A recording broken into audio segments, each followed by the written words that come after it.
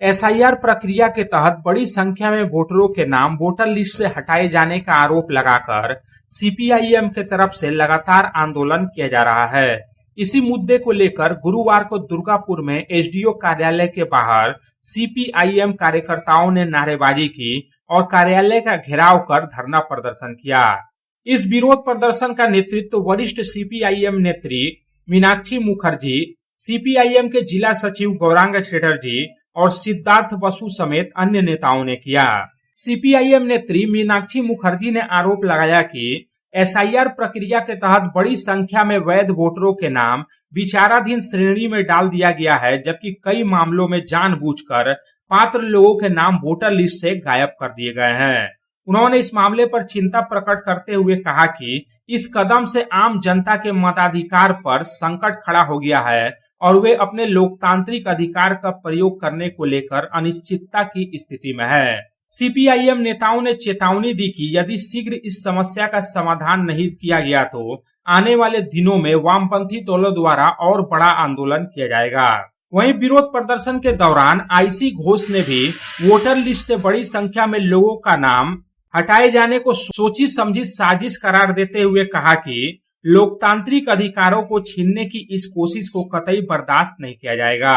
আমরা মহকুমা শাসনের বাইরে দুর্গাপুরে বিক্ষোভ চালাচ্ছি এবং এই বিক্ষোভ আমরা দেখতে পাচ্ছি পুরো রাজ্য জুড়ে হচ্ছে যে 60 লক্ষেরও বেশি নাম বিচারাধীন বলে বাদ দিয়ে দেওয়া হয়েছে, সন্দেহজনক বলা হয়েছে। এক 2002 এর ম্যাপিং যাদের হয়েছিল তারপরেও এত নাম বাদ গেল কেন? তাহলে সিস্টেমে কি ফেলিয়ার ছিল, প্রশাসনের পক্ষ থেকে কি ফেলিয়ার ছিল, এটা আমরা জানতে চাই। দ্বিতীয়ত যাদের নাম প্রশাসন থেকে বলা হচ্ছে যে সন্দেহজনক, নাম খুলে আমাদের সামনে ট্রান্সপারেন্টলি সেই তালিকা লাগাতে হবে এবং একটা তালিকা ঘোষিত করতে হবে। গোপনে সেই ষড়যন্ত্রকে আমরা মানব না। তাই জন্য এই বিক্ষোভ চলবে ততক্ষণ না এসডিএম যতক্ষণ না যে তাদের ত্রুটি তাদের তরফ থেকে ত্রুটি হয়েছে এবং বিভিন্নভাবে এই 60 লক্ষ যে মানুষের নাম বাদ হয়েছে এটা হওয়ার কথা নয়। বৈধ ভোটার আছে, অনেক মানুষ যারা বেঁচে আছে তাদেরকে মৃত ঘোষণা করা হয়েছে বিভিন্ন জায়গায়।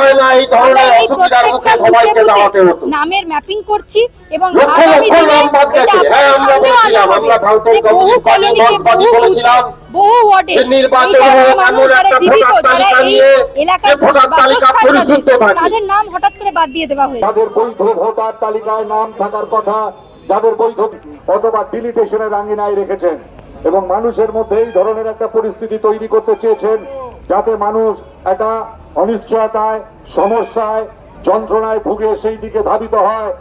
মার্ক্সবাদী কমিউনিস্ট পার্টির যারা আছেন তারা বিক্ষোভ দেখাচ্ছেন, নাটক করে কি লাভ? আপনাদের 2014 সালের পর থেকে সিপিএম তো ভোটটা বিজেপিকে বিক্রি করে দিয়েছে।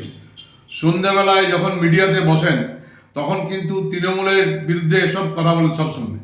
আবার আপনাদের বাড়ির মেয়েরা লক্ষ্মী ভাণ্ডার থেকে শুরু করে স্বাস্থ্যসাথী কার্ড থেকে শুরু করে ছেলেরা যুবসাথী প্রকল্প থেকে শুরু করে শব্দ আপনারা ভোগ করেন। কেন এরকম করছেন? এসআইআরের বিরুদ্ধে মমতা বন্দ্যোপাধ্যায়ের নেতৃত্বে যে লড়াই শুরু হয়েছে ভারতবর্ষের মাটিতে, ইতিহাস রচনা করেছে, সেগুলো সব ভুলে গেলেন। জ্ঞানেশ কুমারের বিরুদ্ধে আপনাদের বলার ক্ষমতা নাই, কেন্দ্রের বিরুদ্ধে বলার কোনো ক্ষমতা নাই। কারণ 2011 সালের নির্বাচনে যখন হেরে গেলেন তার পিছনের ইতিহাস কিন্তু সিবিআই ইডির ভয় আছে।